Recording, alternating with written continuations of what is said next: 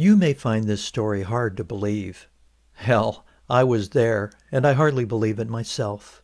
In 1976, 18 protesters marched onto a nuclear construction site in Seabrook, New Hampshire. Back then, large corporations worth billions of dollars claimed that nuclear energy would be cheap, clean, and safe, an unlimited source of power. The protesters believed this to be a monstrous lie. They were arrested, of course, dragged off the site, and jailed. They called themselves Clams. They promised they would return. And return they did, in ever-growing numbers. The Clamshell Alliance was a political movement, but you could just as easily call clamshell a condition of the heart. In clamshell, purpose was found in taking action, and joy was a simple matter of being surrounded by acres of clams. It's there that we're taking our stand. Why sit home and wait for a meltdown? Come fight for your freedom and land. Come fight for your freedom and land, my friends. Come fight for your freedom and land. Why sit home and wait for a meltdown? Come fight for your freedom. On a frigid night in January 1976, an apple picker named Ron Rick climbed a weather tower on the salt marshes of Seabrook, New Hampshire. The recorded temperature was 0 degrees. Fierce winds made it feel much colder. 2 accomplices helped Ron haul up a plywood platform, a sleeping bag, and a camp stove. Security patrols puzzled over the footprints in the snow, but never looked up. Public Service Company of New Hampshire planned to build 2 nuclear reactors on this salt marsh. The weather tower would show which way the radiation would travel in the event of an accident. The next morning, a Seabrook police officer climbed up to the platform and told Ron he was under arrest. Ron politely responded that it was his duty to passively resist arrest. "Doesn't matter, you have to come down with me," the cop said. "What are you going to do?" Ron asked. "Carry me down?" "Well then, I guess you'll be arrested when you come down," the cop said. "That's right," said Ron. "It's your job to arrest me, and it is my job to be arrested. So all is as it should be." The cop shook his head, probably at the comic absurdity of the situation. I guess I'll see you on the ground." After a pause, he added, "Good luck." Ron could tell he meant it. After 2 freezing nights, Ron climbed down. He was given a cup of coffee and arrested for disorderly conduct. Ron was brought to Hampton District Court, where he explained to Judge Alfred Casassa the dangers of nuclear power. Then Ron invited Judge Casassa to join him lying down in front of bulldozers at the Seabrook site once the weather got warmer. Judge Casassa declined the invitation, but he ruled Ron not guilty of disorderly conduct. That suited Public Service Company of New Hampshire just fine. CEO William Tallman didn't want to draw any more attention to PSC's nuclear power project. But it was too late. Word was out. Something was happening on the coast of New Hampshire. You could say it started with this guy. Guy Chichester, right here. I'm from Rye, New Hampshire. Guy Chichester was tall and craggy, like the granite peaks of New Hampshire. With his penetrating gaze and unruly hair, Guy sometimes resembled an Old Testament prophet, and occasionally sounded like one. When Aristotle Onassis, yes, that Aristotle Onassis, announced plans to build a huge oil refinery near Rye, Guy joined a grassroots campaign to save New Hampshire's beautiful seacoast. A year or so later, Guy was named president of the Seacoast Anti-Pollution League, an environmental group fighting a new threat to the seacoast, the Seabrook Nuke. During regulatory hearings, the group's lone attorney, Bob Backus, went up against an army of pro-nuclear lawyers. You would have a table full of lawyers from Ropes and Gray, representing public service and the other ones, and you'd have a table full of staff lawyers from the NRC, and they were all in favor of the license being granted. And at the other table would be me. And one day I overheard a guy talking to somebody, and he's saying, "Our little lawyer's getting creamed in there."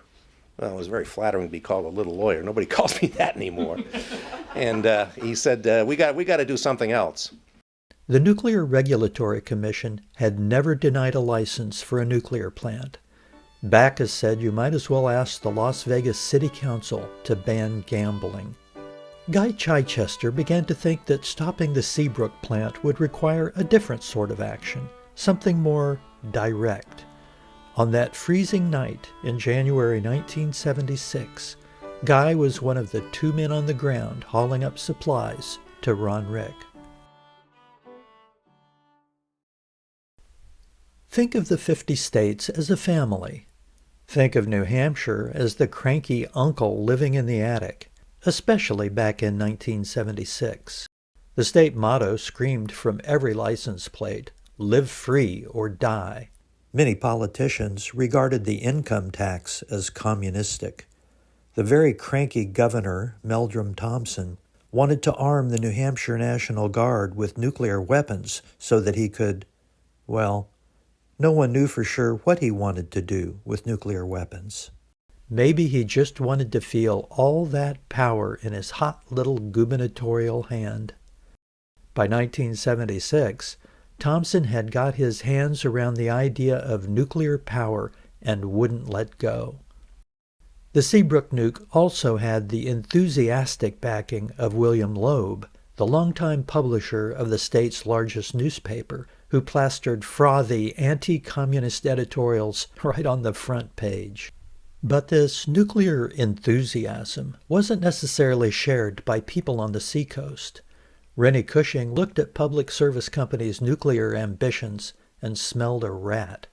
Yes, the nuclear project promised a lot of temporary construction jobs, but the surge in population could strain local services, harm the local industries of clamming and fishing, and force local residents like Louisa and Tony Santasucci out of their homes to make room for the nuke. This is a private corporation that was empowered to take private property by eminent domain.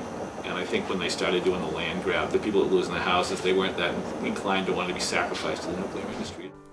In the best American tradition, Rennie was just a hometown kid, a 1970 graduate of the local high school, captain of the football team, president of the student council. But equally in the best American tradition, Rennie Cushing was a natural-born shit-stirrer. When he was 16, he testified at the state legislature for teenage voting rights. He protested the war in Vietnam after his cousin returned from Southeast Asia with stumps for legs. In 1972, when the Site Evaluation Committee held hearings on the proposed nuclear plant, Rennie told them his hometown was no place for a nuke. And when Ron Rick scaled the Seabrook Tower in January 1976, Rennie Cushing helped him tie down the platform in gale force winds. Resistance to the Seabrook nuclear plant had spilled out of the regulatory hearing room into the town square. Nuclear opponents decided to push for a vote on the Seabrook plant at the annual town meetings being held along the seacoast in early March of 1976. The concerned citizens of Seabrook, headed by 22-year-old Kathy Foote Silver, urged local residents to vote against the nuke. Silver's family had a local fishing business going back 4 generations. "I wasn't sure there would be a business for the 5th generation," she said. Christy Conrad, also just 22, learned about the town meeting campaign at a February conference in Manchester, hosted by the Granite State Alliance. At that meeting, there was some discussion about doing a campaign, thinking about doing a campaign around town meeting time and going, trying to get petitions and going from town to town to ask people to oppose the construction of the plant. So I began working with the Granite State Alliance and working on that, going out. We went around door to door in Seabrook and Hampton Falls and Hampton. Led by Jeff Brummer, the Granite State Alliance promoted social justice issues, including utility reform. In looking at the way the nuclear plant was going to affect rates, and in looking at what the utilities were saying, it was clearly that they were lying about the cost and the impact on the ratepayer. And my feeling about the plant was that one of the very important ways to get people involved was to address how it's going to hit their pocketbooks. The Granite State Alliance followed the money bankrolling Seabrook to Amoskeag Bank. And what do you know? The utilities president, William Tallman, had a seat on the bank's board of directors. Calling themselves the People's Energy Project, Granite State Alliance members picketed the bank in late January 1976. America was just starting to celebrate the bicentennial of the American Revolution. It was a good time to rethink the meaning of politics and political action. If opponents of the Seabrook nuke were rethinking the idea of political action, much of the credit belonged to Sam Lovejoy. In 1974, Northeast Utilities erected a tall tower next to Lovejoy's organic farm in Montague, Massachusetts. A nuclear reactor was moving in, unless someone did something. On George Washington's birthday in 1974, Lovejoy loosened the guy wires on the tower, one by one. And suddenly it just let go. Boom, without notice. Lovejoy turned himself in and acted as his own attorney. The judge acquitted him on a technicality. In 1975, his story was told in the award-winning documentary film Lovejoy's Nuclear War by Green Mountain Post Films. In the movie's closing minutes, Lovejoy urged us to change the way we think about politics. Politics in America means freedom, liberty, life, and then property. Politics means people taking a political stand. It means a yes or no. It doesn't mean a bunch of foo-foo lobbying saying, no, I don't want this and I'll counterbalance this. There's no negotiation here. That's politics. That's saying there's no way that they can be built safely and therefore there's no way they're going to be built. When you take a concrete position, that's politics. In 1975, I was an unemployed puppeteer living in Lawrence, Kansas when I saw Lovejoy's Nuclear War. I was stunned by Sam's courage and moral clarity. Though I was preparing to move to Boston, I first created a puppet show for an anti-nuclear rally on the steps of the Capitol in Topeka. I called the show Burnt Toast, Trouble in the Nation's Breadbasket.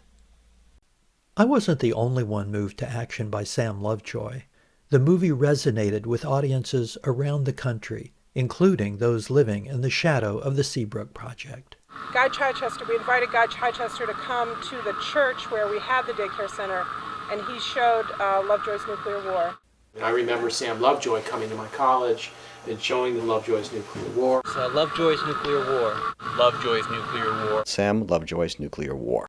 The concerned citizens of Seabrook sponsored a public viewing of Lovejoy's Nuclear War in December 1975, just days before Ron Rick's tower climb. At their town meeting in March 1976, the people of Seabrook rejected the nuclear plant by a vote of 768 to 632. And when the town meeting vote came in, it just seemed like, well, that'll be it. We got that one over. And then within 3 days, they basically, Public Service Company and Governor Thompson said, well, that doesn't matter. The vote, and the utilities' decision to ignore it, stiffened local opposition to the nuke. But how do you translate opposition into action? Martin Luther King Jr. led the Selma March for civil rights. Mahatma Gandhi led a Salt March for India's independence. Gandhi believed that nonviolence is a fundamental feature of truth. In this view of the world, nonviolence equips people with the moral power to bring others into the light, not through violence or coercion, but through, well, Gandhi called it polite insistence. Arthur Harvey, an ardent pacifist, thought Gandhi had it right. In the 1960s, Harvey fashioned a ragtag bunch of potters, poets, and peaceniks into the Greenleaf Harvesters Guild, a highly disciplined collective of fruit pickers. Ron Rick joined the Harvesters in 1974. It was Arthur Harvey who drove Ron to Seabrook to climb the tower in January 1976. By April, Arthur Harvey and his harvesters decided it was time to march to Seabrook. One of the marchers was a young harvester named Paul Gunter. And in the process of getting to know these guys, I was educated about the Seabrook Nuclear Power Station, and I started attending meetings of the Granite State Alliance in Manchester, and so we were off to Seabrook. On April 3rd, Paul Gunter, Ron Rick, Lowell Reinheimer, Neil Linsky, and others met outside Public Service Company offices in Manchester to begin the week-long 85-mile march to Seabrook. They wound their way through Merrimack, Nashua, and other at-risk communities, holding public meetings and circulating a petition. On April 10th, about 200 marchers arrived at the Seabrook nuclear site. The Atlantic wind was cold, the sky gray and foreboding. A lone bugler played taps in honor of anti-war troubadour Phil Oakes, who had committed suicide the day before. Many local activists spoke at the rally, but it was Australian pediatrician Helen Caldecott who laid bare the grim reality of nuclear power. Plutonium, she warned, remains deadly essentially forever. 10 pounds can fuel a nuclear weapon. Just 1 pound, evenly dispersed, could give lung cancer to every person on Earth. A nuclear reactor creates 50 pounds of it each year. Plutonium, she said, was named after Pluto, the god of hell. At the time of the rally, definitive proof of the nuclear threat still lay in the future. 3 Mile Island, Chernobyl, Fukushima, a missile strike targeting a nuclear reactor in Ukraine. But the Seabrook protesters already understood the existential nature of the nuclear threat. The only real question was the one Sean Connery asked Kevin Costner in The Untouchables. You see what I'm saying? What are you prepared to do? Everything within the law. And then what are you prepared to do? Rally speakers armed the Seabrook protesters with facts. Then 2 Irish balladeers came to the stage and gave them heart. Liam Clancy and Tommy Makem said the Irish had been denied home rule for centuries, then broke into the Irish freedom song, Rising of the Moon. Along the valley, like the banshee's lonely croon, and 1,000 pikes were flashing by the rising of the moon, by the rising of the moon, by the rising of the moon, and 1,000 pikes were flashing by the rising of the moon. The rally closed with a performance of Burnt Toast, which goaded people to stand up to Nuke, the monster with poisonous breath. It felt like more than a rally standing there on the Seabrook site. It felt like a movement trying to find its legs.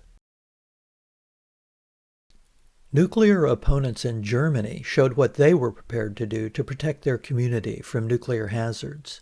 In 1975, 28,000 of them rallied on a nuclear site in the border town of Wyhl. Many refused to leave. American peace activist Randy Keeler visited Wyhl in 1975 and showed Lovejoy's nuclear war in a round amphitheater the occupiers had built right on the nuclear site. It was the beginning of an international conversation about citizens' direct action against nuclear power. Film clips of the Wyhl occupation began to circulate in New England.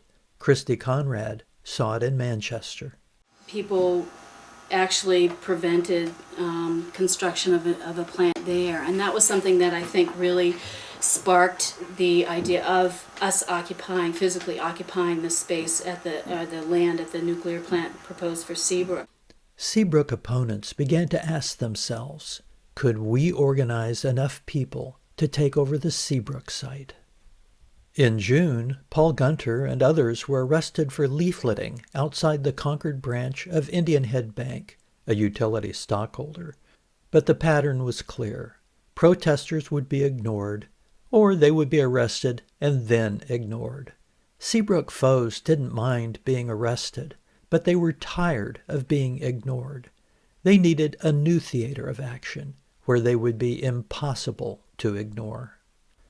Then on June 29th, the Nuclear Regulatory Commission approved a construction permit for the Seabrook nuke. I was dropping a friend off in Market Square in Market Square in Portsmouth when I saw the union leader just said, power plant approved or something like that, and I went to myself and thought, oh shit, that just, because to me it seemed like that would require a response. The Granite State Alliance called an emergency meeting for July 9th at the Oddfellows Building in Manchester. We must have had 100 and some odd people there from all over the place, and we had a resolution on the floor that as the Granite State Alliance that we would resolve to go ahead and do whatever we could to occupy and stop that plant. For the coming confrontation, Guy Chichester sought guidance from the American Friends Service Committee in Cambridge, Massachusetts. He told Quaker activists Elizabeth Boardman and Suki Rice that he needed to know about civil disobedience. Because we have a confrontation coming with the people who want to build a nuclear power plant in Seabrook, and we have a lot of citizens up there who really don't want it and really are willing to work and organize against it. And I can't imagine that civil disobedience is not going to be part of it, and I need your help. In mid-July, the Granite State Alliance held a strategy meeting at Guy's home near the beach in Rye. Some 50 activists attended, including Sam Lovejoy, Harvey Wasserman, and Randy Keeler from Western Massachusetts, as well as Elizabeth Boardman and Suki Rice from the American Friends Service Committee in Cambridge. New Hampshire activists came in force: Rennie Cushing, Jeff Brummer, Christy Conrad, Cindy Lear, and dozens more. That night, the meeting gave way to a raucous party. Needing sleep, Ron Rick and Paul Gunter finally retreated with sleeping bags to the beach. Thunder and lightning over the Atlantic signaled they were in for a good soaking. Farther down the beach, an eerie white glow beckoned in the darkness. The apparition turned out to be an abandoned party tent, giving them a dry, restful refuge as the storm rolled in.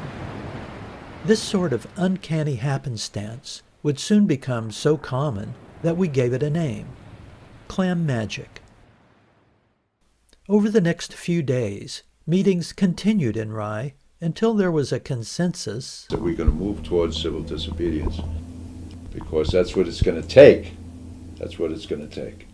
On July 18th, they announced to the news media their intention to occupy the Seabrook nuclear site with as many people as is necessary to stop construction. This new group decided to call itself Clamshell.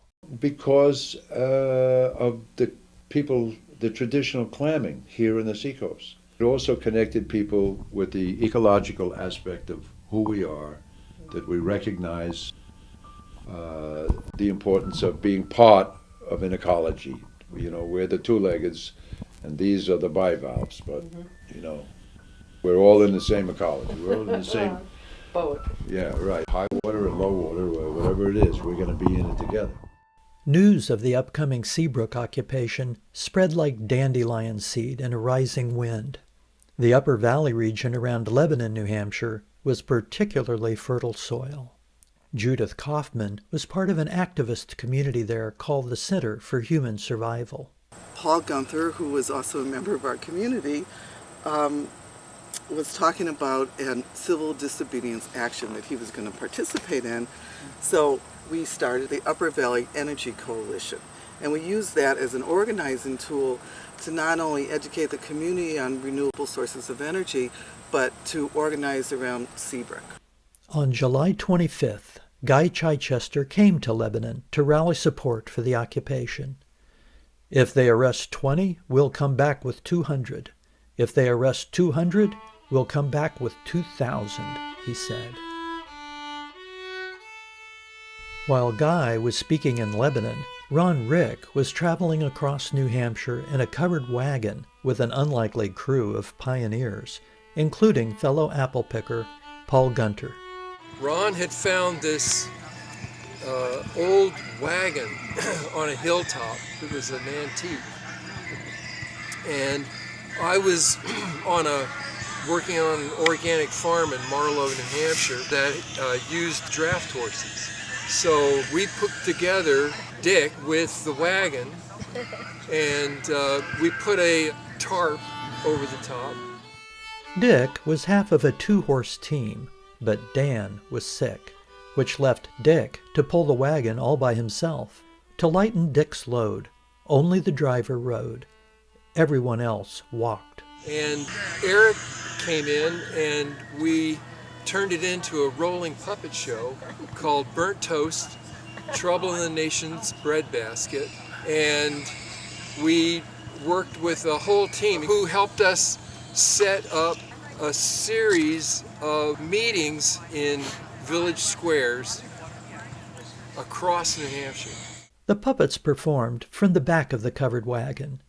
I stayed backstage to help the puppets stick to the script. But if Dr. Corporate Von Profit started sassing the audience, there wasn't much I could do about it. Besides Paul Rond and myself, the wagon crew consisted of Roddy Welch, Gail Walter, George Islin, and 13-year-old Tammy Adams. Probably the first clam I ever met was my dad, Jay. Yes, amen. Jay Adams, Jay Whitecrow. And he had dropped me off at 4-H camp, and I was there for a week. And he was late picking me up. And it's because he had been converted to a clam while I was at camp. And so went home from camp, was there a week, and then I suddenly found myself walking across the state of New Hampshire with a covered wagon and a big percheron horse, and the damn wagon didn't have any brakes. That was a challenge. Brakes would have helped. Coming down hills, 2 people had to walk alongside and brace wooden poles between the wagon bed and the wheels to slow it down. George walked the entire state barefoot. During the puppet shows, Nuke taunted the adults. He challenged the kids to come up and smell his poisonous breath. The puppets thought it was important for everyone to be part of the action. Following each show, we handed out flyers for the occupation, then threw our exhausted bodies on the nearest floor for the night. In these quiet moments, Ron sometimes got out his drop spindle, a simple device for spinning wool. He knew that Mahatma Gandhi had used the spinning wheel to symbolize India's struggle to be free of British rule. Ron wanted to use his drop spindle to make his own clothes and be free of consumer culture, an especially worthy aspiration in the 1970s. Ron seemed made of pure willpower, and it was infectious. When Dick was struggling up hills, we got behind the wagon and pushed, singing "Swing Low, Sweet Chariot," and there were many hills. 2 or 3 days into our journey, we took a detour south to attend a meeting in Jaffrey. About 24 people were deciding who exactly was going to break the law at Seabrook on August 1st. We were sitting out on a common area out, and it was bright blue sky and sun, and we were all, saying, this is it, we're gonna, we'll be the ones to do it. I can remember having discussions with my family about, are you going to go out and break the law? And yes, I am going to go out and break the law, and this is why I'm going to do it. And it was the kind of thing that, impacts your family as well. My parents had several friends who worked for Public Service Company, who was the prime owner at the time. The day before the occupation, Suki Rice led a nonviolence training at the home of Hampton Falls town clerk, Shirley Gustafson. I think we're all very conscious of the fact that this was something that was going to be definitely going to be outside the realm of experience of anybody in law enforcement. I mean, we're kind of announcing that we're going to go and we're going to go down and we're going to shut down this construction site, this power plant.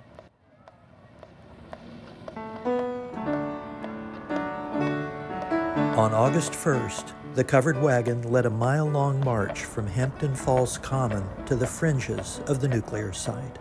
500 supporters held a rally there for the 18 people getting ready to break the law. Rennie Cushing told them the occupiers would plant tree saplings and native corn on the site. With our bodies acting in nonviolence, Cushing said, we symbolize the cry of all life to prevent further violence to this land. Our nonviolence is based on the absolute belief that we are all one family. We must be humble enough to love our adversaries with no recourse of hate. 18 Clams then headed down the Boston and Maine Railroad tracks, accompanied by reporters.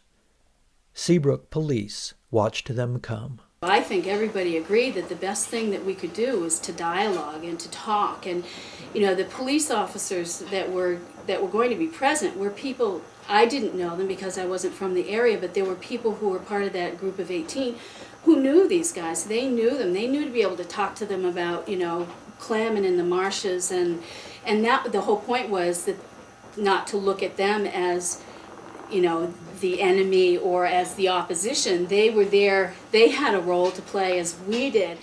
Once they walked onto the site, occupiers began planting tree saplings and native corn. Ron Rick and others made the case against nuclear power to somewhat mystified cops. And what radiation does is it causes bone cancer, it causes lung cancer, it causes little children to be born deformed, But finally, the police had heard enough. Protesters went limp in accordance with their training as officers began dragging them 500 yards over brambles and mud to police wagons. They were going to have to drag us off the site, which they did, and some of them had more fun at that. It was wet and they dropped us in puddles and things like that happened. As the arrests were taking place, Clamshell's legal rally continued at Hampton Falls Common. The puppets were performing Burnt Toast when police vans sped by.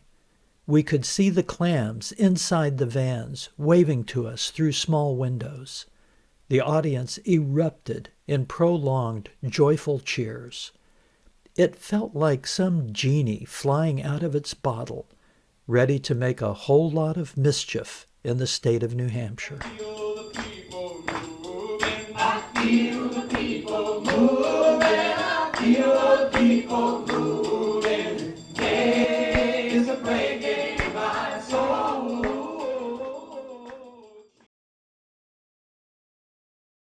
How does a movement grow?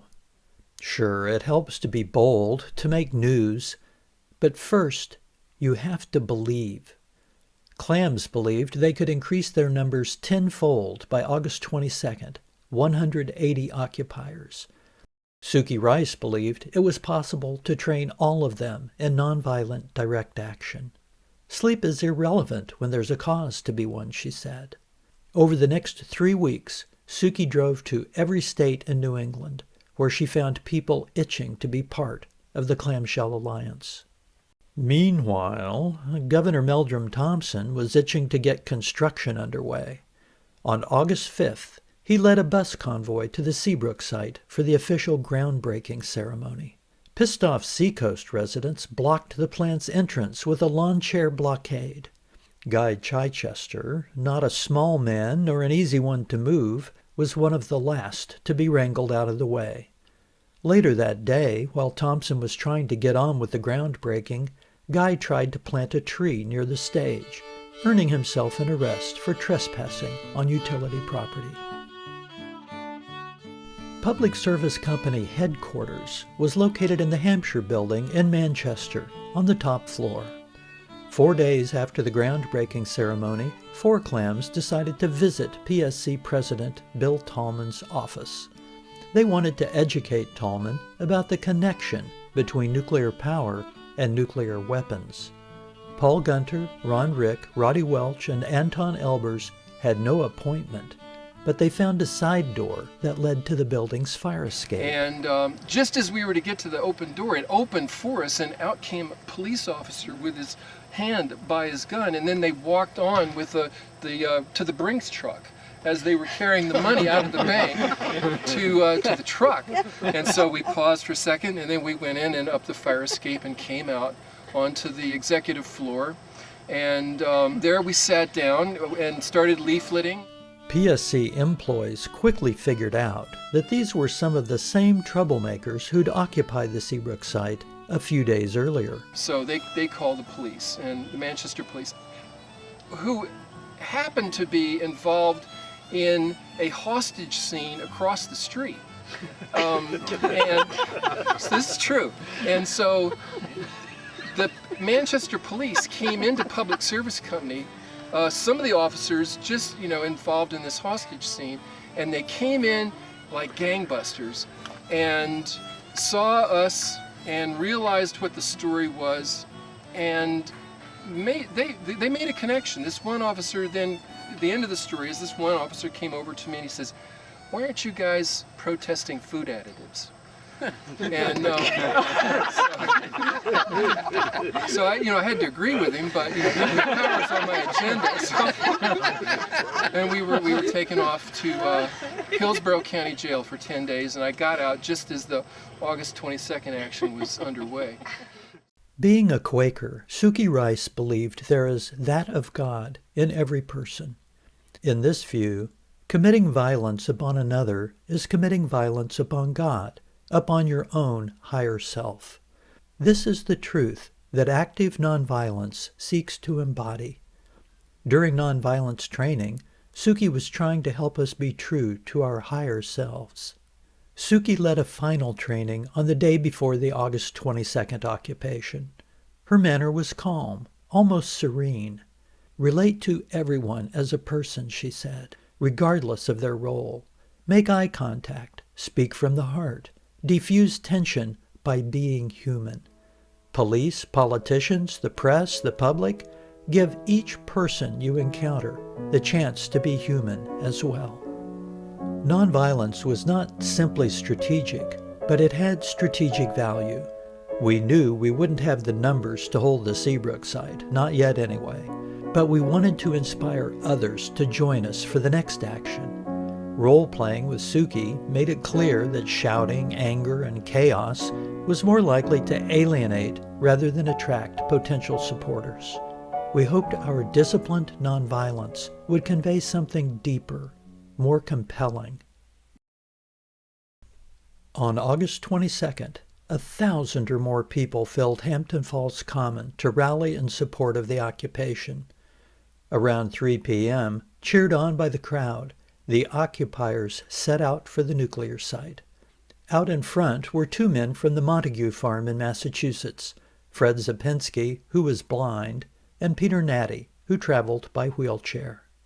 The occupiers were accompanied by some 25 reporters, 2 national news services, and a camera crew from Green Mountain Post Films. Clamshell told the Boston Globe that 176 people had been trained for this occupation. We approached along the B&M railroad tracks. At the nuclear site, our path was blocked by a not very imposing chain and 24 local cops, including Seabrook Police Chief Binky Perkins. Ultimately, we just streamed around the police and onto the site. We urged these local cops to join the occupation. They declined. On the site, we celebrated. We sang, we danced, we planted trees. We reveled in our shared belief that we could replace nuclear with power that is safe, renewable, and democratically controlled. We reveled right up to the moment when 100 New Hampshire State Police arrived with 10 yellow school buses. We sat down and waited for arrest. The cops dragged off Fred Zapinski. They wheeled away Peter Natty. The cops got an earful on nuclear power as they dragged us to the buses, snapped mugshots, and took fingerprints. Temperatures were well into the 90s, but tempers remained cool. A fisherman named Mike Gowell had his own reasons for occupying the site that day. The utility was trying to restrict fishermen from coastal waters near the nuke. And that really pissed me off. I figured if they could lay claim to the ocean over and stomp on the rights of mariners and fishermen, that things were really cockeyed. So I trucked my dory down from Kittery Point to Seabrook, and I rode the incoming tide up Browns River. And I was able to get within about 100 yards or so of where everybody was getting arrested, and I stood up in my boat and watched that. Eventually one of the cops noticed me and he said, you either come in here or I'm going to come after you, and when I get there I'm not going to be happy. So I figured, okay, I'd made my point. So I rode in and anchored my dory and got arrested with everybody else. Mike Gowell's arrest was listed in the Portsmouth Herald along with the other 176 clams, bringing the total to 177. 2 total non-cooperators refused to move or even give their names. Both were listed in the Herald as John Doe, boosting the total to 179. After arrest, we were bussed to the National Guard Armory in Portsmouth, where we learned that McDonald's hamburgers would be our dinner. When some 70 vegetarians objected, our jailers huddled and then proudly announced a vegetarian alternative, a McDonald's bun with lettuce, tomato, and a special sauce, which tasted a lot like ketchup mixed with mustard, but hey, it was jail. In the Armory, we formed a decision-making body. Each affinity group was represented on the DMB by a spoke, a term we coined that night for its simplicity, its gender neutrality, and its association with the bicycle. We understood that our strength was in our unity. Although New Hampshire residents could walk out of jail without paying bail, they refused to leave until all clams were released. We called it bail solidarity. The next day, we were arraigned at Hampton District Court and released with no bail requirement. We celebrated. But we celebrated even harder when we learned that the police had detained and released an underage occupier, probably the 16-year-old mentioned in the caption to this newspaper photo. Occupier number 180. When Nixon invaded Cambodia in 1970, I joined a mob of very angry students breaking windows at the ROTC building on campus. Anti-war protests had become exercises in rage and despair. Clamshell actions felt different. We didn't throw bricks, we gave each other hugs. When the cops came, we didn't scatter and run, we sat down, sometimes on each other's laps. It confounded public expectations of what protest looks like. And it got noticed. I was at a Holly Near concert in Western Mass, and she announced from the stage, your arrests. And I was like, people committed civil disobedience in this corporate setting to try to stop something from happening? I thought that was the coolest thing I had ever heard of. The third clamshell occupation was scheduled for October 23rd, but we needed more time to organize it. The October action was reimagined as an energy fair to promote solar, wind, hydro, and geothermal power, to show there were alternatives to nuclear. The energy fair attracted about 3,000 people to Hampton Beach State Park. Several hundred clams rode bicycles from the beach to the nuclear site, escorted by Joan of Seabrook. Rennie Cushing nailed a declaration of nuclear resistance to a guard shack at the site. We announced we would return on April 30th, 1977, with 1,800 trained occupiers. Up to now, Clamshell had no office other than the front room of Guy Chichester's house in Rye. And it was, probably about a 15 by 20 foot room that was just packed from floor to ceiling with files and files and files. And Guy had a way of charming people, and he managed to charm me into opening up the office, the first office of the Clamshell Alliance. The office, I was on the second floor of this old building. It had a three-legged card table, supported on the fourth leg, I think, by a bunch of boxes. Cindy Lear was a member of the original office collective, along with Rennie Cushing and Christy Conrad and Laura Walker and Neil Linsky and Kathy Wolf. And we had this office with no furniture in it. We had some pillows and mats. And it was this huge office, so we would do these tumbling things around the office. And there were cots there. People would come and sleep there. We started making contact with the Peace Network, the Disarmament Network, and letting them know we were around. And it was from here to California that we were doing that. Consumer advocate Ralph Nader led university teach-ins on nuclear power that fall, sharing the stage with clamshell activists. Nader was already famous for exposing deadly flaws in U.S. auto design. He said that nuclear plants were a vastly greater threat to public safety. Harvard Nobel laureate George Wald got on the clamshell bandwagon. So did People's historian Howard Zinn. Musician Jonathan Richman signed up to do a benefit. Street performer Ray Jason raised money for clamshell by juggling dangerous objects. Folk singers Pat and Texla Mountain revved up crowds with their anti-nuclear anthem, Hanging Tree. No nukes for me, 'cause I want my enemy.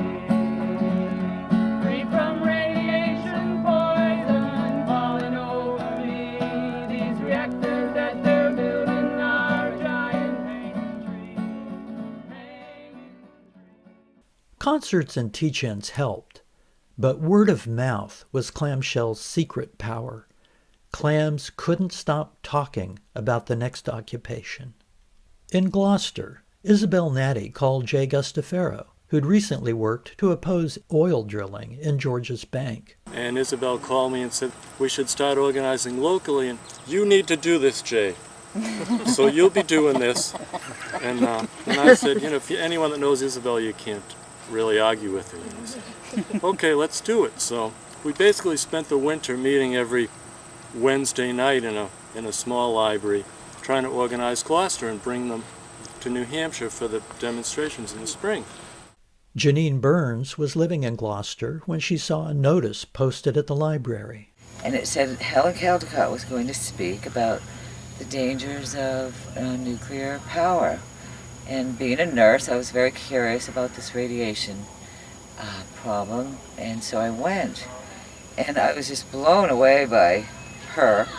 I said, well, gee, I've got to do something. I've got to get involved. Before long, Janine found herself at a meeting with Jay Gustafaro. Then the talk was, we've got to start a Clamshell Alliance in Gloucester on the Cape, because we were 14 sea miles and we were very concerned about it. And spring came. All of a sudden spring came, speaking of the clam magic. And I looked around the room, there were about 80 people one day. And I just thought, oh my God, look at this. Marcia Hart had just moved to Gloucester and didn't know a soul, but that soon changed. One night I was in a parking lot and needed a ride home and yelled out, anybody going East Gloucester? And Jay Gustafaro gave me a ride home and gave me a ticket to a potluck supper at the Unitarian Church, and it was a no nukes benefit. So we saw a movie, and next thing I knew I was going to a nonviolence training, and the next thing I knew I was at Seabrook, and the next thing I knew I was in Manchester Armory. It was the 1970s. Clams didn't have Instagram, no Facebook, no TikTok, no Twitter. We talk about cell phones, didn't have faxes, didn't have email. We had mimeographs.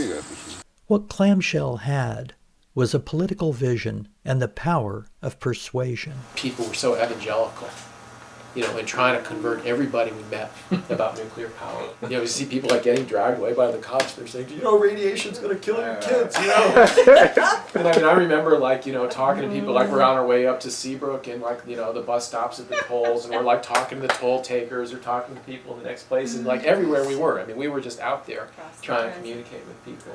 Sometimes you were just in the right place at the right time. Kirk Stone had been concerned about nuclear pollution in his home state of Washington. He moved to New Hampshire in October of 1976. The very first person I met when I came here was Jeff Brummer on the streets of Manchester, along with Ralph Jimenez and Dick Monkman, selling the Granite State Independence on the streets of Manchester. And it was an evening. I hadn't been in New Hampshire more than, 2 or 3 hours. And I was walking down the streets of Manchester, ran into these people, bought a newspaper, and said, where can I go to get involved? Nelia Sargent was helping organize the 1976 Continental Walk for Disarmament when she heard about Clamshell. I was working in the American Friends Service Committee office in Cambridge, Mass. At that time. I was in the middle still of an independent living skills training. I'd just become legally blind 9 months before. And Suki Rice was bringing back these stories about magic up on the seacoast of New Hampshire. And there was going to be this, I heard some stories about a covered wagon train across New Hampshire, and I trained horses, so that sounded pretty interesting to me. And then I heard about this action going on up in New Hampshire, and I really wanted to be part of it. Although Nelia was just learning how to use a cane, it wasn't long before she was hitchhiking around New Hampshire, sounding the alarm about nuclear power. Part of the magic to me and the legacy of Clamshell is that heart-led initiative, following our heart regardless of the consequences and figuring out the tools that we need to overcome whatever fear or reservations we have, to go forward with our fear, whatever it may be.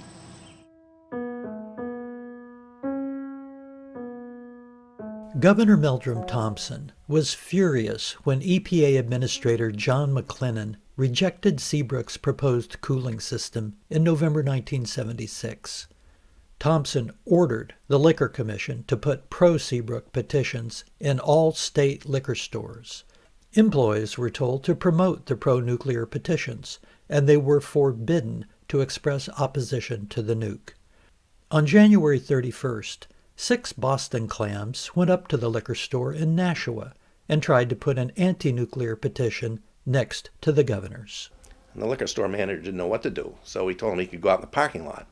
Then he called the head of the Liquor Commission, who called the head of public safety, who called Governor Thompson, and then the calls went back down the chain, and pretty soon the Nashua PD came by and scooped these people up and threw them in jail.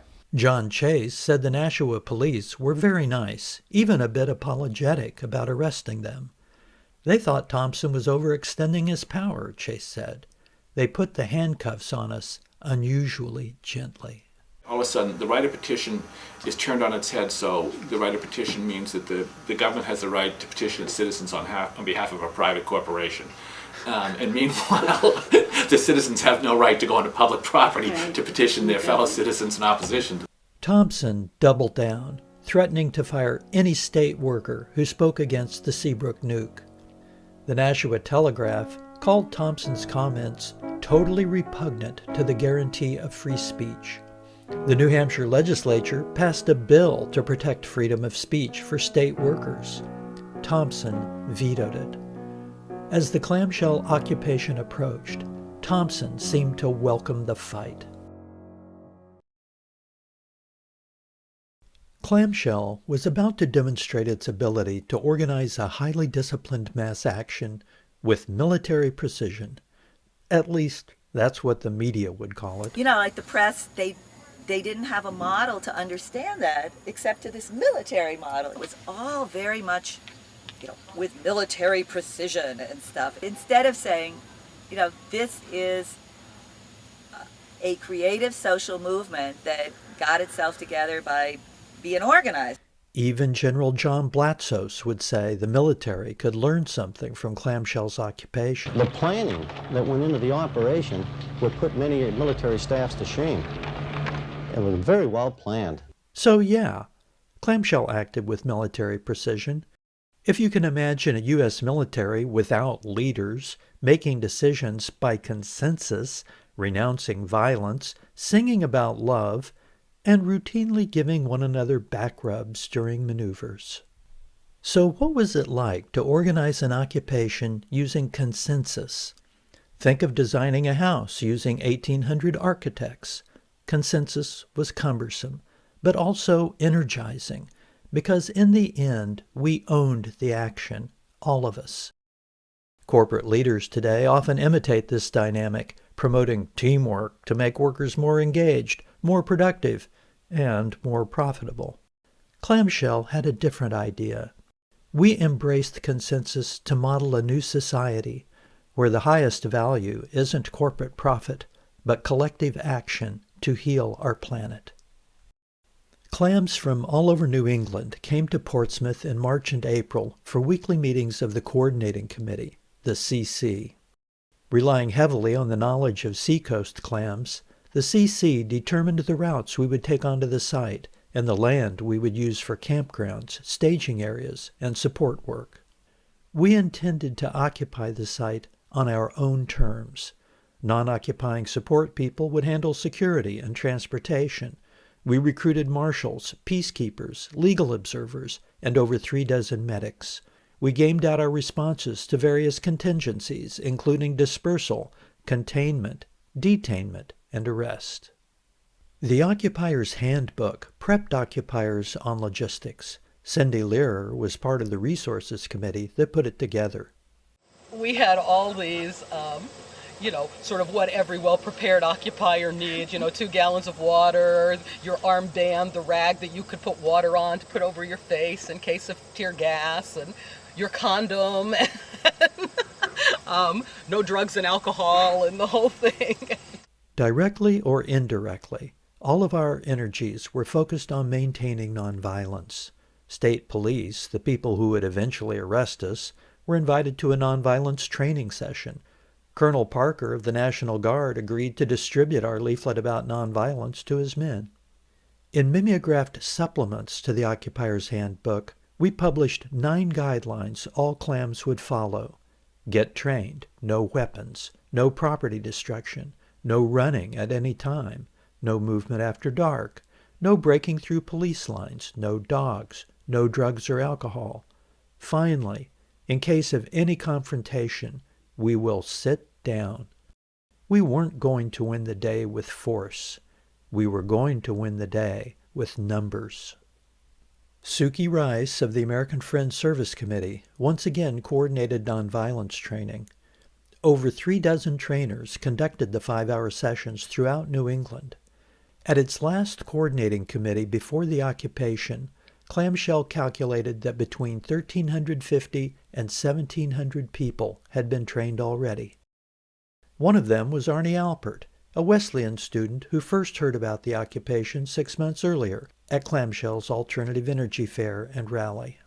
And I said, that just sounds exciting. That's something I want to get involved with. A few months later, I ran into a couple of the people that had been with me at that rally and said, hey, this thing at Seabrook's coming up in a couple months. We've got to do something about this. And they both kind of looked at me and said, like, what do you mean we? Sort of look. And that was when I realized that if something was going to happen, it needed to be me who pulled it together. Alpert asked Joanne Sheehan at the nearby Community for Nonviolent Action to lead a training session at Wesleyan. So many people came, they organized a second one and brought 2 busloads of clams to the 1977 occupation. Diane DeMink was one of thousands captivated by the clamshell in that halcyon spring of 1977. Soon I was kind of caught up in the ways of the Clamshell Alliance. Then all I knew was that they really had meetings that went on half the night where everybody was trying to reach consensus that the floor was really hard. But that was when we had a building. Pretty soon I noticed that I was getting more active in activist politics and eventually found myself breaking the law. What's the next question? Robbie Lepser covered clamshell rallies in 1976 as a 17-year-old radio journalist. After enrolling at Hampshire College that fall, he knew right away what role he wanted to play in the next occupation. I had this deep sense that it was going to be big and started organizing, making connections with other independent videographers, video producers, filmmakers from across New England, and we organized 10 video crews to capture every angle of that demonstration. In Vermont, Scott Nielsen saw an anti-nuclear wave sweep over Goddard College the week before the occupation. I was teaching my physics class that week, and out of the 10 students, 7 were going down to Seabrook. And they said, why don't you come along with us? And I'd done civil disobedience before. I wasn't afraid of that, but I was in the middle of teaching this semester. And they said, why don't you call up the president and ask him if you could go? Who I did, and he said, sure, go. So with 40 other Goddard students, I went down there. As the occupation drew close, Governor Meldrim Thompson seemed to be having some kind of violence wet dream. On the front page of the state's largest newspaper, Thompson called the occupation nothing but a cover for terrorist activity. If occupiers got onto the site, he said, they do not plan to leave alive. Kathy Wolf, Clams media coordinator, was stunned by Thompson's absurd allegations. Portsmouth area Clam Robin Reed went with her to confront Thompson and his Assistant Attorney General, Tom Rath. Just kept saying, where did you get this information? What can we do about it? And they kept saying, well, it's our sources, it's our sources. And I remember turning to Tom Rath and saying directly, do you think any of us are willing to die on the site? And him getting rather flustered about the whole thing, because he knew doggone well that it was all malarkey. At some point, Reed suggested they should leave, but Wolf wasn't quite done. I looked at Thompson and I said, could we both agree that until this demonstration is over, that we'll both refrain from any kind of inciting rhetoric? And he just kind of looked at me, okay. Finally, the day arrives. Newspapers, magazines, wire services, all the TV networks, and even the BBC are in the area to cover the occupation.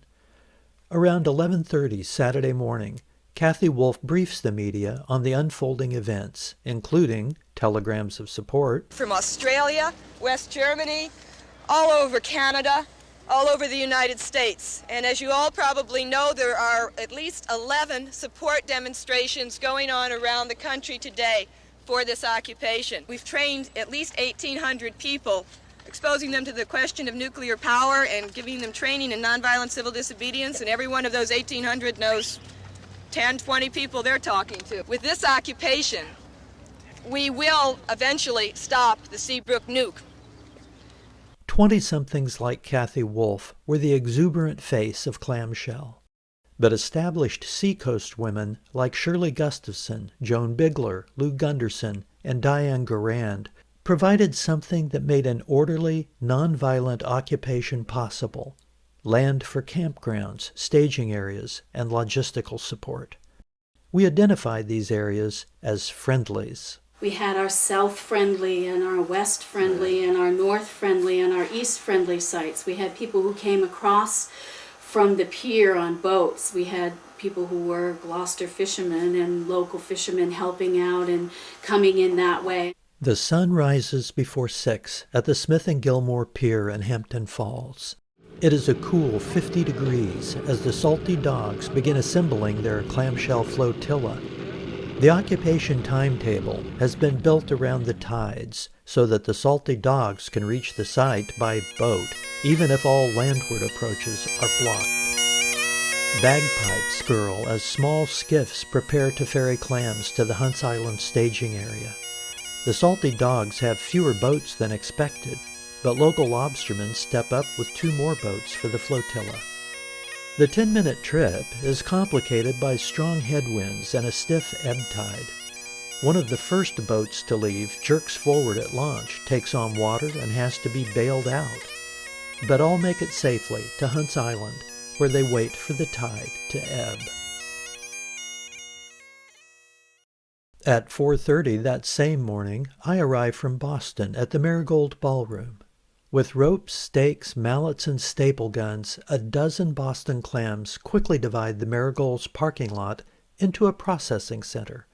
There are stations for water, silk screening, poster design, and medical supplies. The media center is run by Steve Hilgartner, a brainy 20-year-old Cornell dropout who said he found organizing a lot more fun than math and physics. Chartered buses bring recruits from Boston to Marigold. Clam screeners verify each person's identity. Pre-trained affinity groups cluster together to keep training areas clear. 36 clam trainers lead 2-hour training sessions starting every half hour. Trainers assure that every affinity group has at least a couple of seasoned clams for stability. Adam Oster, a student at UMass Amherst, is helping lead a training when there's a sudden disruption. At the end, these two people announced that they were going to go onto the site and they were going to find a fence and cut it and basically, go against the guidelines, and that was what they were going to do. And this, I'm not sure what reaction they expected or hoped to produce, but they didn't get a lot of support from the other people in the group for whom, the guidelines were kind of a contract and also a measure of security and mutual trust. The proponents of fence cutting said they didn't think the clamshell scenario would be effective. I couldn't figure out what was going on. I mean, what did these people expect was going to happen when they did this? In fact, what we did was Laura Mazza, who was overseeing the trainers at Marigold, came over and basically threw them out, and they went quietly. At 1 o'clock, it's time. Each affinity group heads out when I call its name. Brave New Wave, the Solar Rollers, Sun City Sitters, the Karen Silkwood Memorial Brigade. The affinity groups begin marching double file along the shoulder of the road, following our route coordinator, Steve Hilgartner. The very last affinity group to leave the parking lot is named Ahimsa, a Sanskrit word signifying that spark of the divine in all living beings. Ahimsa has been designated as an escort affinity group, clams trained to surround and nonviolently engage any provocateurs attempting to tag along and disrupt the march. Ahimsa includes poet Grace Paley, historian activist Howard Zinn, and some of Boston Clam's most dedicated activists. Ahimsa gathers me up as we leave the Marigold and follow 700 other clams up the highway. I feel a sense of incomparable joy and see the same in faces all around me. Around 2 o'clock, we meet up with the contingent led by Neil Linsky, marching in from the Kensington homestead of Joan Bigler. Together, we continue marching north to meet the Hampton Falls contingent led by Rennie Cushing, coming south. Behind him march 320 clams organized by affinity group, the Worcester Quahogs, Nuclear Omega, the Red Balloons, and many others. As clams reach the access road, local supporters cheer us on. A lone utility security guard dutifully informs us, "You are entering private property." But there's not a cop in sight. The police don't want 1,300 protesters sitting down on Highway 1. We hail from 19 states, Canada, England, Australia, and Bangladesh. A reporter spots us coming. "Hey, there's about 18 million of them," he yells. Okay, maybe just 1,800. But it feels like millions. Rick's coming up.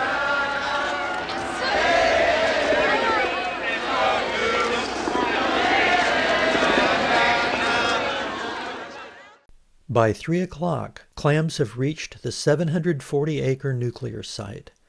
Construction equipment looms in a 40-acre exclusion zone, protected by a chain-link fence, a cordon junction, and about 300 cops, mostly tucked away in prefab buildings.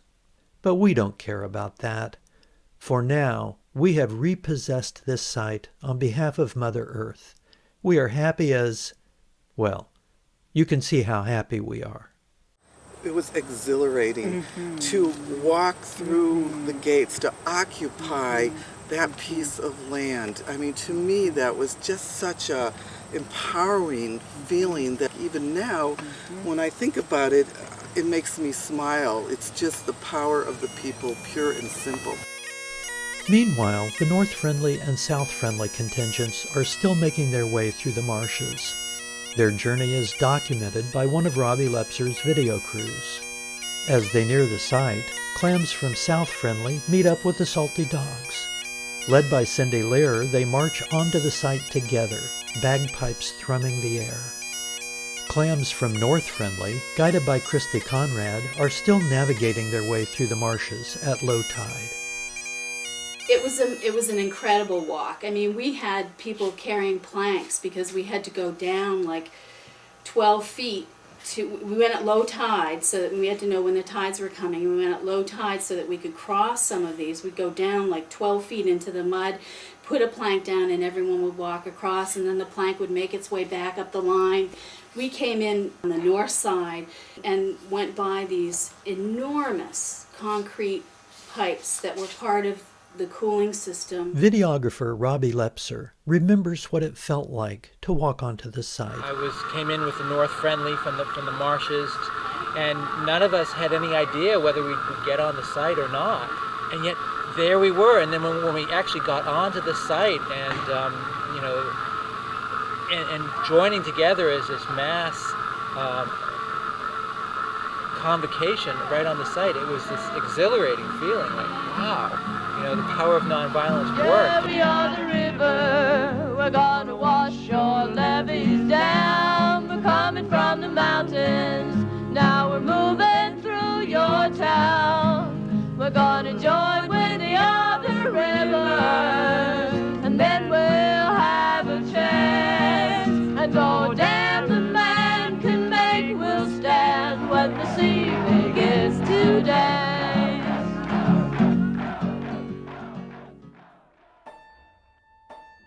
Clams liked circles. There's equality in a circle, unity, connection. The circle that afternoon in Seabrook was a rich vein of magic indeed.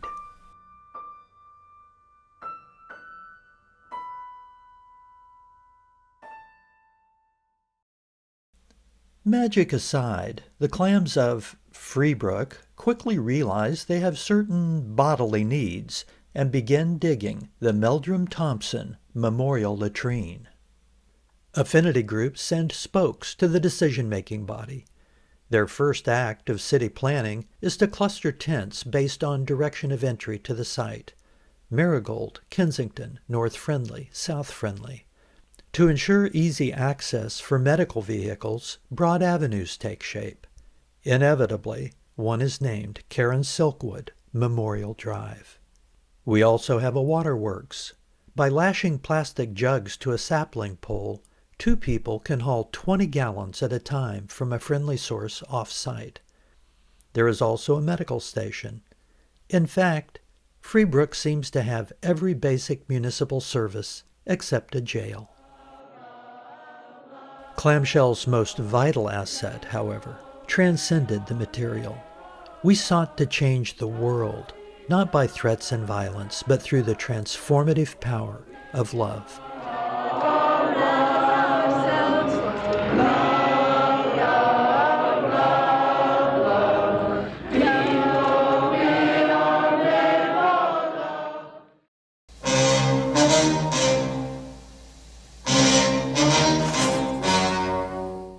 Governor Thompson had a plan.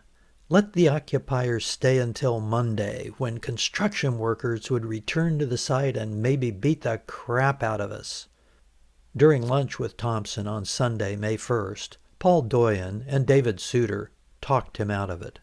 Finally, around 2 p.m., Thompson met on site with a clamshell delegation led by Quaker elder Elizabeth Boardman. She said Clamshell opposed nuclear power as a matter of principle and would not voluntarily leave the site. As we waited for arrest, a new song by Charlie King was already circulating among us, a song that gave voice to our happy condition. Became involved in an affinity group, the Millstone Mollusks. If I just got there a day earlier, I would have been in Nucus Interruptus, which was the New Haven affinity group, but I didn't luck out. So I was in the Millstone Mollusks, and then was sitting around waiting for a friend one day, and then I had that old folk song, Acres of Clams, running through my head, and actually very quickly put together that song, which I brought up to the occupation in '77. At 3:45, the arrests began. Being dragged off by police creates an odd sort of personal intimacy. Some viewed it as a further chance to discuss nuclear dangers. But as the hours wore on, other topics inevitably came up. They hauled me away on the bus, dragging me across. I couldn't believe I was doing this stuff. I thought if my mother ever found out about it, little did I know it was going to be on the national news. When I got to the bus, I remember that the policeman was helping me up, and they had to take a picture of us together. And this policeman was standing real close. I just said, "You're not married, are you?" Clams versus cops was catnip for reporters. Dick Bell covered the occupation for the Real paper, a Boston alternative weekly. I got them to rent me a Winnebago. I had 3 reporters and 3 photographers, and we ferried people around. Several of the reporters and 2 of my photographers were arrested. Eric Roth snapped this photo of journalists who'd been arrested and crammed into a rented meat truck. Moments later, Roth found himself in the same truck. As the afternoon wore on, it was clear that state police and a handful of chartered school buses would not be enough to deal with 2,000 clams. Governor Thompson called in the National Guard. Of the 2,000 clams who had occupied the Seabrook site, 1,415 remained long enough to be arrested. Tammy Adams, a minor, was released without charge. The other 1,414 were booked. The first busload was taken for arraignment to the National Guard Armory in Portsmouth. A judge released them on personal recognizance, no cash bail required. Governor Thompson helicoptered over to the Portsmouth Armory and put a stop to that nonsense right now. The clams had made him look foolish. By God, they'd pay bail or they'd stay in jail. Attorney General David Souter felt the same way. But Thompson and his brain trust were picking exactly the wrong fight. For Clamshell, bail solidarity was a unifying principle. Free all without bail, or we will all stay in jail. We were prepared. The governor, not so much. The last affinity groups were hauled off the site around 6 o'clock Monday morning. The arraignments at Portsmouth Armory stretched late into Monday afternoon. Some clams were detained in buses and trucks for 17 hours. As the arraignments dragged on, with 7 exhausted judges presiding, things occasionally got tense. A woman who just moved to New Hampshire was found in contempt for not having an address and immediately sent to jail. Phil Stone objected. And I was young and naive, and I stood up and said, "With all respect, Your Honor, the woman doesn't have an address." And the fellow sitting next to me is pulling at my sleeve and saying, sit down, you're going to get in trouble." I ended up being found in contempt as well. I was put in the back seat of a cruiser. While other clams were being shipped off to armories with their affinity groups, Stone found himself inside Rockingham County Jail. And there was an affinity group of a different sort there. It was a biker club out of Portsmouth, New Hampshire called the Devil's Rejects. And we bunked in a dorm, and the other prisoners inside were not happy that there were protesters there. They were irritated because their court hearings had been postponed while all the judges were pulled in to deal with the protesters. After the turbulence of the arrests and arraignments, it was almost a comfort to wake up Tuesday morning on an armory floor surrounded by fellow clams. There were 632 of us in Manchester, 267 in Dover, 220 in Concord, and 195 in Somersworth. Meanwhile, about 200 support clams based at Gustafson's farm worried that jailed clams might be needing insulin or other critical medications. To find out, Pete Kellman went to Dover Armory, today the home of a children's museum, and told a recruiting sergeant he wanted to join the National Guard. He says, "Okay, well, I can probably help you out, talk to you in about an hour or so." Well, the room that we were in was where all the officers of the Guard, the lieutenants and whoever they were. And I'm just standing there, and pretty soon I'm sitting down, I start to talk to them, and they get so that it's okay, this guy's in here, he must be okay. Pete waits a long time, then asks an officer if he can use the bathroom. Well, I says, you know, we got this big thing going on out here, and he said the only bathroom is where we're holding these people. So he said, just go ahead in and come back out. So I said, wow, this is too easy. So I go in the bathroom, and this guy's taking a leak, and I don't have a lot of time to explain things. And I grab this guy, he's taking a leak, just as he's shaking off. I grab him, I pick him up and put him in a stall and shut the door. Well, of course the guy's going. I said, look, I'm with the Clamshell. And it took me, I don't have a lot of time. And the questions were, you know, like, did the diabetics have their medicine? You know, there was a few things we wanted to know. The Clam calms down and informs Pete that everyone's okay. In each armory, we reorganized affinity groups. We pooled our talent to make music and art. We pooled supplies from our backpacks to create vegetarian commissaries, news kiosks, first aid stations, and lending libraries. Workshops proliferated, including one on planning the next occupation. "They have more equipment and gear than we have," said National Guard Major Christopher Agrafiotis at the Concord Armory. "They're all snuggle up together," he added. "They're all paired up." Marcia Taylor was one of the snugglers. But I'll have to tell you, I remember having sexual experiences under on the cot in the armory, under the sleeping bag.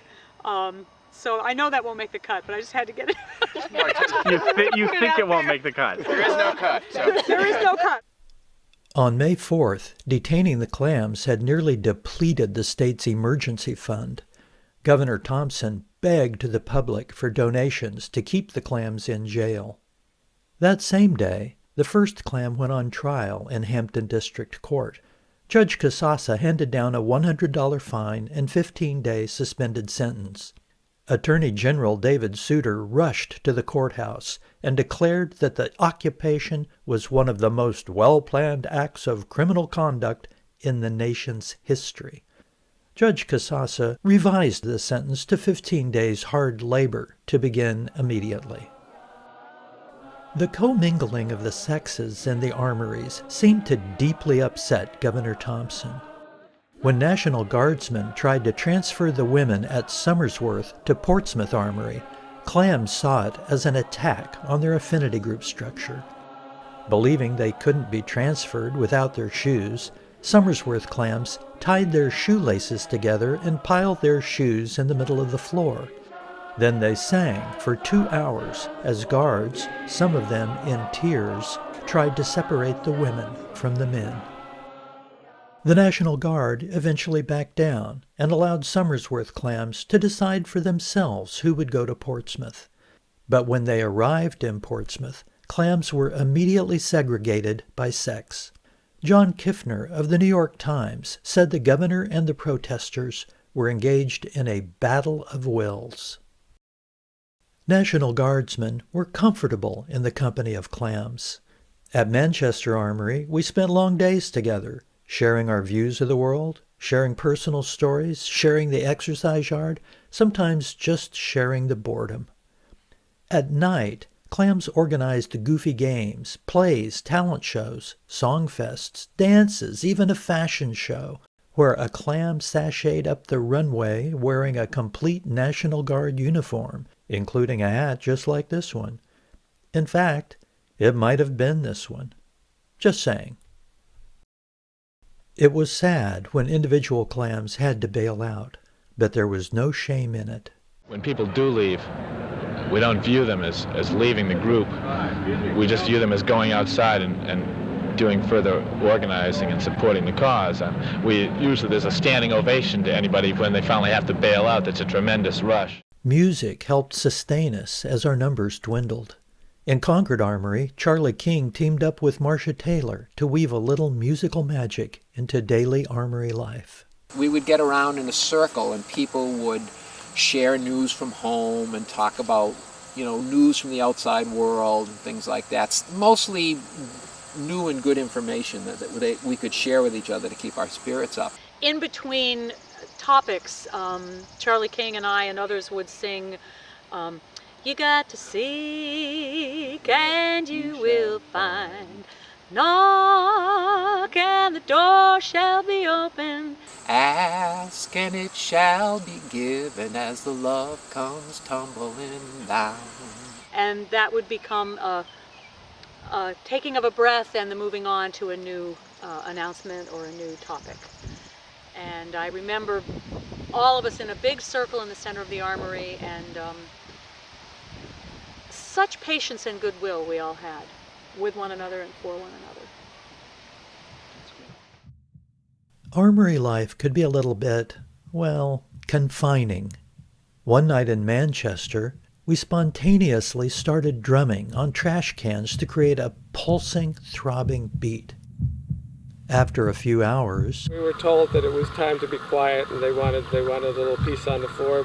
And people quieted down for a minute or two, and then somebody just banged on a trash can, and the place just started clapping, and it went wild. The place, we just lifted the roof off of that place. some of the guards were swept up in it, discreetly tapping their nightsticks on the ground in time with the beat. Nobody here but us humans.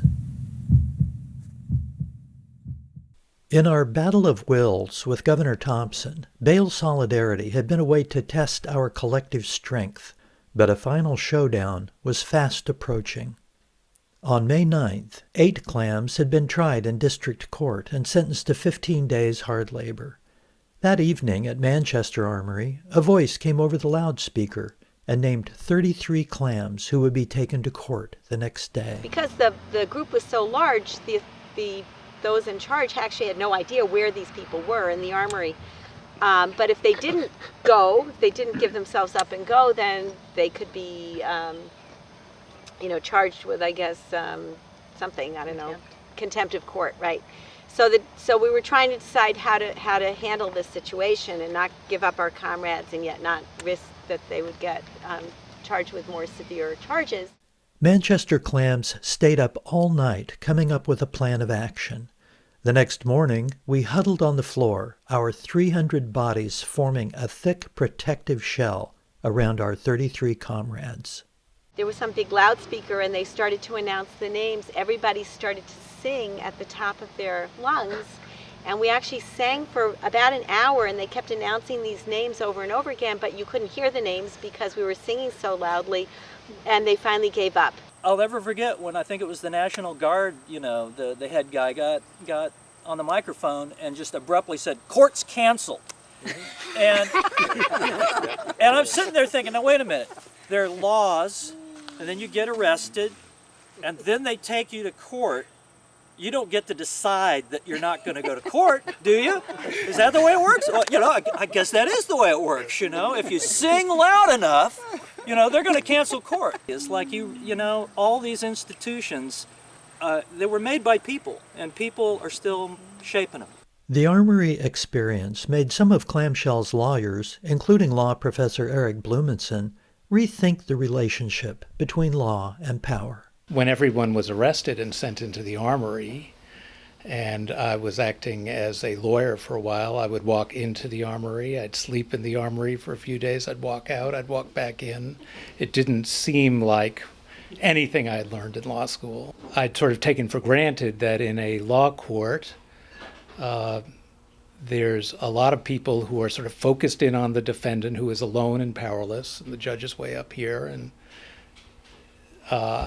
in Clamshell, of course, you had the solidarity of a lot of people that revealed things about the system that I would never have imagined.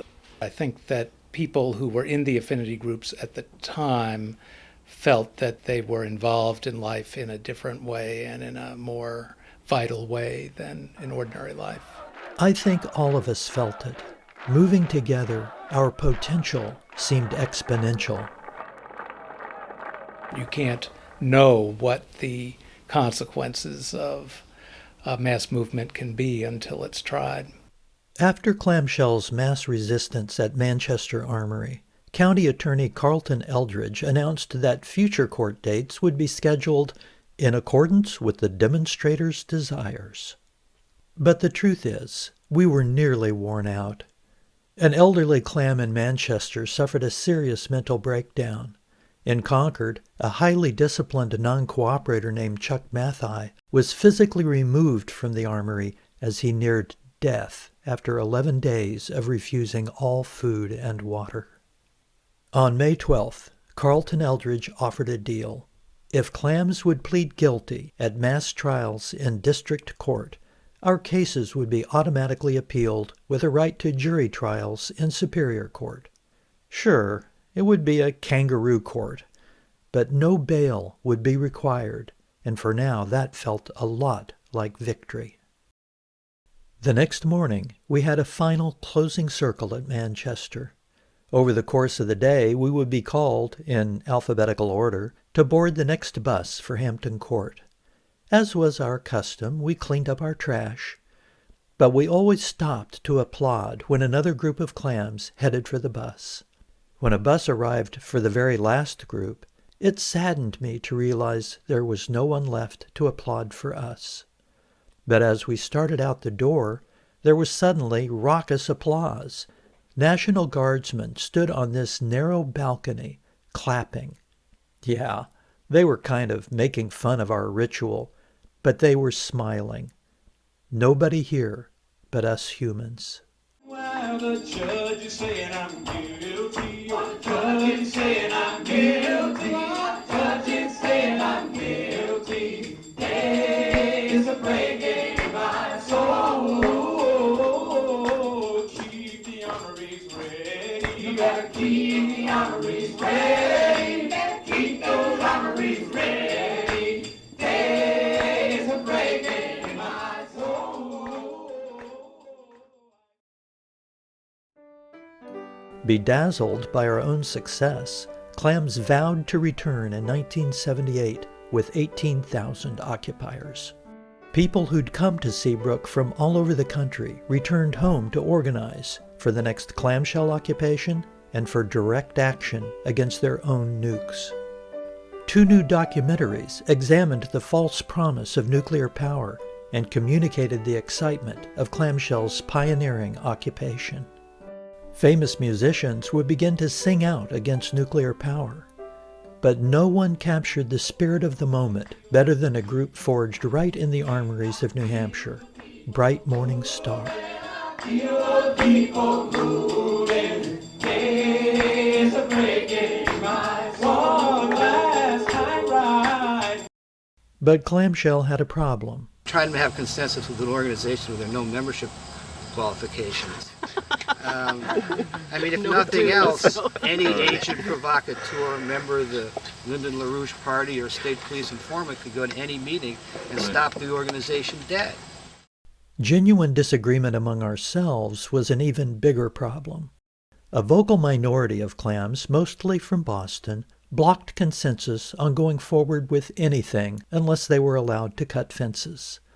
They made persuasive moral arguments that Seabrook fences had no right to exist. But for me, the only relevant question was a practical one.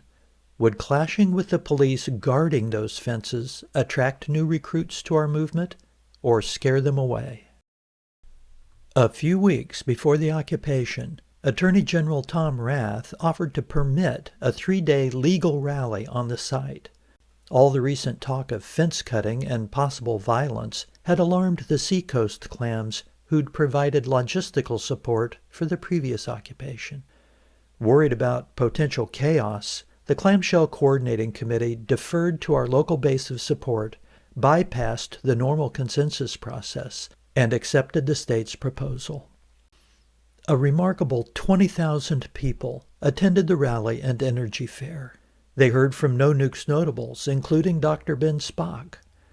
Most of us were disappointed that the occupation had to be called off, but the fence cutters were furious. So furious, they split from Clamshell to form the Coalition for Direct Action at Seabrook. In 1979, CDAS drew about 2,500 people to a fence-cutting occupation that ended up in a violent confrontation with police.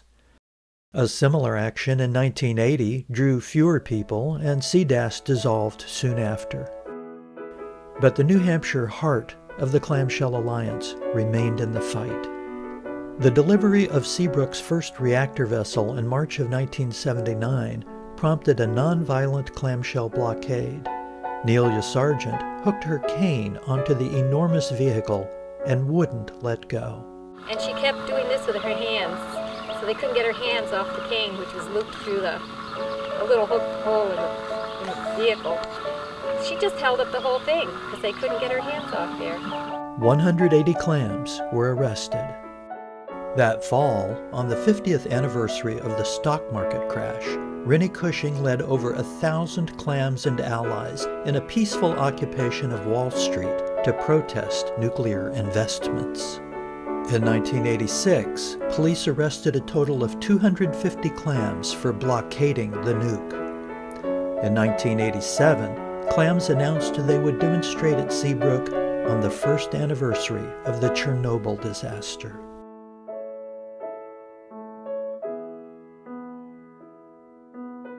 Later that spring, 129 clams were arrested over the lack of any real evacuation plan for a nuclear disaster at Seabrook. Among those arrested were Audrey and Diane Dunphy, the wife and daughter of the Chief Justice of the State Superior Court. That fall, Janine Burns and Laura Buxbaum served 10 days in jail for occupying the office of John Sununu, the pro-nuclear governor. In early 1988, Public Service of New Hampshire became the fourth largest company in U.S. history to file for bankruptcy. In late May 1989, the NRC allowed the zombie PSC to start low-power testing at Seabrook. That summer, 4,000 clams rallied at Hampton Beach. Many participated in direct actions near the plant. Close to 800 were arrested.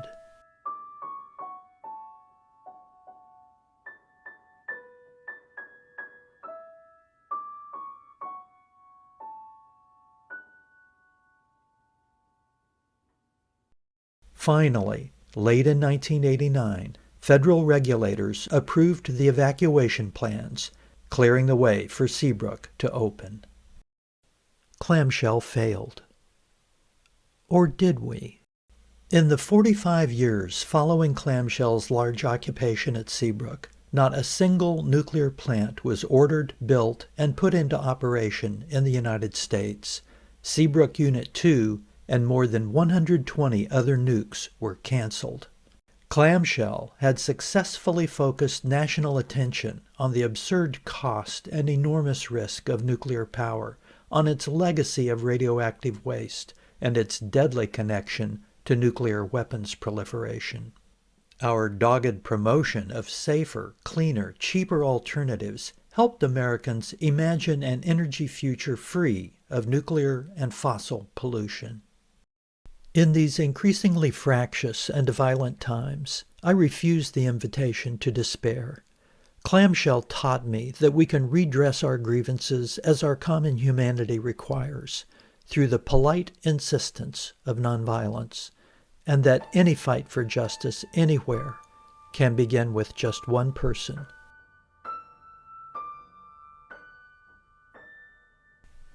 In early 1990, Seabrook Station was ready for commercial operation, complete with evacuation loudspeakers. This might have been the end of our story, except for one guy. Guy Chichester found the loudspeakers offensive, a galling reminder of the constant nuclear threat overhanging his community. Attention, there is a problem at Seabrook Nuclear Power Station. The beaches are closed. Leave the beach area at once. In the event of an accident, these pole-mounted loudspeakers will warn as many as 100,000 beachgoers to flee, using this two-lane bridge. I thought the poles were the latest outrage. I started to focus on those goddamn poles. And I said, well, I'll cut one of the son of a bitches down, and that'll be my parting shot, and it will be because I want to resist. I had to go down in a wicked cold night because it was perfect for the cover I needed, with wind blowing and snow flying. There were big lag screws in there, and I had a wrench to twirl them all out. So now I was ready to cut. So I went home and continued to get ready. Guy knew he was risking several years in prison for one last act of resistance to the Seabrook nuke. But resistance is where it's at, and resistance is where I wanted to go. So here it come, a Sunday morning, beautiful day, everything was perfect. Guy started sawing the pole, but soon a motorist drove through the caution tape Guy had strung across the road. Pulled up right next to me where I was working with the saw, and he was in a pickup truck, and he pulled up and he rolled down his window, in his driver's window. He's looking at me and he said, "Stop that." And I said, "I'm going to continue sawing here now, and as you can see, I'm just about to get this wedge out of here. The next thing, I'll make the back cut and this pole is coming down. You better get out of here before you get hurt." So he did. He drove off as soon as I started sawing again. And then zip, zip, zip, zip, zip, zip, zip, and the back cut, and down it came, right where I wanted to come, right across Route 1A. Landed with a resounding, wonderful, satisfying thump. Ba-boom, and just kind of shook the ground for a second, you know. The only other sound was a police siren approaching. The cop kind of pulled up when the pole was almost still shivering. And he pulled up, and his first words were, Guy, why did you do this on my trick?" He said, "Oh, why did you have to do this on my turn, you know?" I said, "You know, it's the break of the break of the draw, the luck of the Irish. Don't worry about it." And I passed him my little written piece in which I dedicated the whole thing to Rosa Parks, one of my great heroes, always was. The first trial ended in a hung jury. District Attorney Carlton Eldridge decided to try him again. Guy based his defense on Article 10 of the state constitution. It was written in 1784. Government being instituted for the common benefit, protection, and security of the whole community, and not for the private interest or emolument of any one man, family, or class of men. Therefore, whenever the ends of government are perverted and public liberty manifestly endangered, and all other means of redress are ineffectual, the people may, and of right ought to, reform the old, or establish a new government. The doctrine of non-resistance against arbitrary power and oppression is absurd, slavish, and destructive of the good and happiness of mankind. After a few hours of deliberation, the jury asked to see a copy of Article 10. And within about an hour after that, they were out with the verdict. The verdict was not guilty. I remember going out on the front steps of the courthouse, and the jury was down there waiting for me. I was along with friends and family and everything. And they had a big circle, and we all were in a big circle. And I greeted them, they greeted me, and there was a woman who was a juror who was right opposite me, right directly across the circle from me. And she said, "Now you know, Mr. Chichester, you weren't supposed to do that."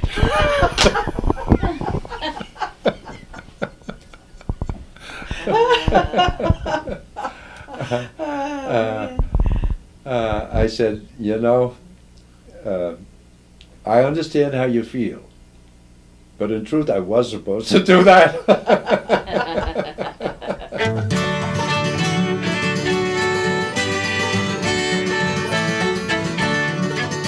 I've lived all my life in this country. I love every flower and tree. I expect to live here till I'm 90. It's the nukes that must go and not me. It's the nukes that must go and not me. My friends, the nukes that must go and not me. I expect to live here till I'm 90. It's the nukes that must go and not me. I've swallowed enough radiation. It's time I was standing my ground. We are joining that grand occupation. We're shutting that power plant down. Sing that! We're shutting that power plant down, my friends. We're shutting that power plant down. We're joining that grand occupation. We're shutting that power plant down. Now Seabrook, New Hampshire's a swell town. It's there that we're taking our stand. Why sit home and wait for a meltdown? Come fight for your freedom and land. Lustily now, come fight for your freedom and land, my friends. Come fight for your freedom and land. Why sit home and wait for a meltdown? Come fight for your freedom and land. Now Seabrook, Now Seabrook is just the beginning. We'll soon have the nukes on the run. Wasn't it true? It's a fight that the people are winning. A fight for our place in the sun. It's a fight for our place in the sun. Goodbye, Shoreham. A fight for our place in the sun. It's a fight that the people are winning. A fight for our place in the sun. We are seizing this land with a vision, exposing the PSC's shams. So let's sing of our happy condition, surrounded by acres of clams. Surrounded by acres of clams, my friends, surrounded by acres of clams. So let's sing of our happy condition, surrounded